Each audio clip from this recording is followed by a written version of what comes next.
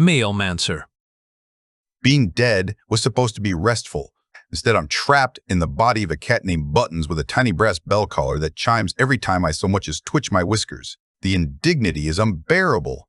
My master is a 14-year-old witch named Liora who just won entrance to the Royal Academy of Magical Arts, the very institution that rejected me in my living days.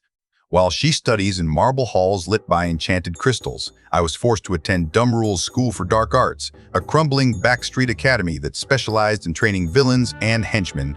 Not that I became either. I developed myself into a necromancer through pure determination and possibly spite. Oh, Buttons, you're so fluffy. Liora coos, scratching behind my ears in her dormitory chamber. The room overlooks the Academy's rose gardens where marble statues of famous wizards seem to mock my current predicament. I've been working on establishing my authority as her spiritual guide. It's been challenging. The whole thing is harder than I thought it would be. The spirits demand tribute. I announce in my most ominous meow. Ah, someone wants dried fish. She reaches for a pouch of something that smells suspiciously appetizing. This is not what I meant. My first real breakthrough came with the frog incident. I'd found a perfectly deceased amphibian in the Academy's herb garden and decided this would be Liora's inaugural test. Focus your energy, I instructed, pacing around the small corpse beneath the moonlight streaming through her tower window. Channel the darkness between life and death. Hilda. Like this? Liora waved her hand casually, speaking a simple incantation, and the frog popped up looking healthier than it probably had in life. In my living days, that same spell took me 3 hours, 4 blood sacrifices, a circle of black candles, and still resulted in a frog that croaked backwards.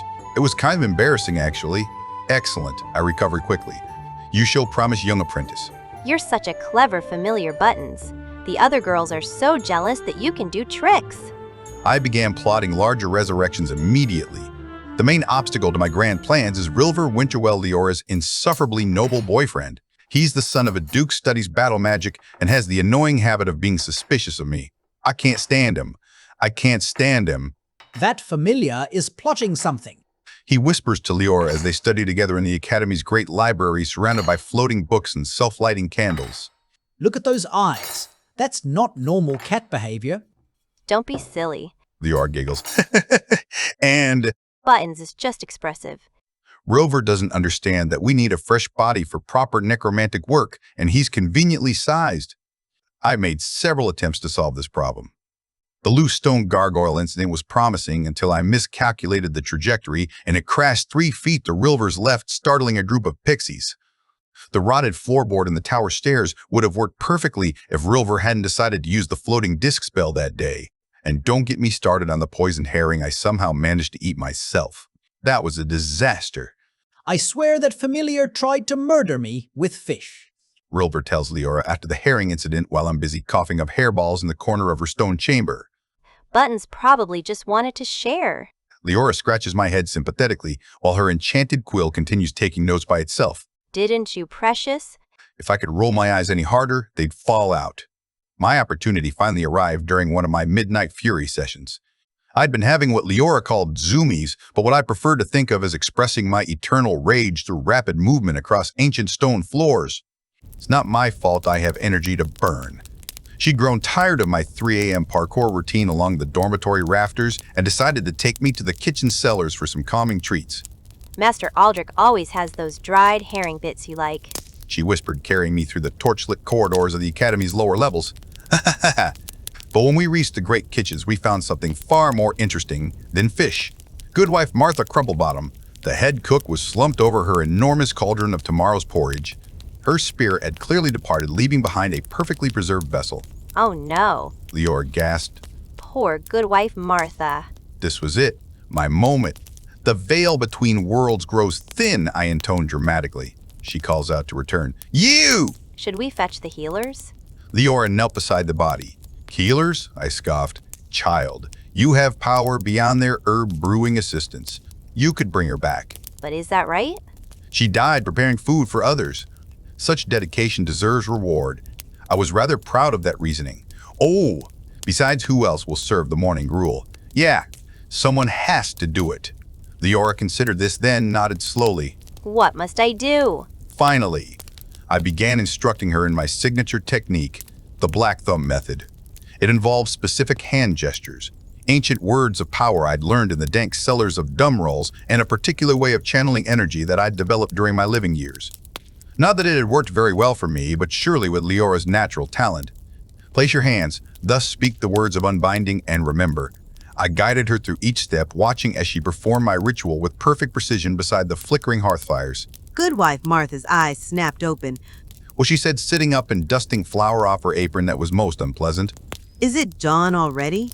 I felt a surge of pride. My technique, my method, finally validation of my, well, you know what I mean. The temperature in the kitchen plummeted. The hearth fires turned an unnatural blue. Shadows began moving independently of their sources, and a sulfurous smell filled the air. Something that definitely wasn't supposed to exist in the mortal realm materialized between the hanging herb bundles. The demon was tall, irritated, and wearing what appeared to be very official-looking bracers marked with infernal runes. Mortimer Blacktham, it said in a voice like grinding millstones. Oh! I have been looking for you. Did you really think we wouldn't notice your ways? My tiny cat heart stopped beating. Oh! Well, it would have if I'd still had a heartbeat. You're coming with me. The demon continued. Eee! Back where you belong. Said Liora. Sede! Liora. Who's Mortimer? Goodwife Martha, apparently unbothered by being recently deceased, began stirring her porridge with a wooden spoon the size of a sword. Anyone fancy a bowl? This was not how I'd planned for the evening to go. That's my familiar. Liora stepped protectively in front of me, her academy robes billowing dramatically. His name is Buttons. You're familiar. The demon said with obvious amusement. He's a wanted fugitive from the underworld. Mortimer Blackthumb, necromancer escapee from eternal damnation, and apparently now domestic house pet. The irony was not lost on me. Buttons taught me how to bring Goodwife Martha back. Liora said defiantly. He's been instructing me in the mystical arts. Has he now? The demon's eyes glowed like forge coals. Deba! Using his signature technique, I'd wager. The same sloppy energy work that got him banished in the first place. Hey, I protested. My technique is perfectly adequate. Is that familiar just? Rilver's voice came from the kitchen entrance. Of course he'd followed us, probably worried about propriety. Did it just speak back to a demon? Everyone's taking this surprisingly well. Goodwife Martha observed, now ladling porridge for invisible customers. I mean, considering the circumstances. Am I really zombie? The demon lunged forward, but Liora was faster than I'd given her credit for.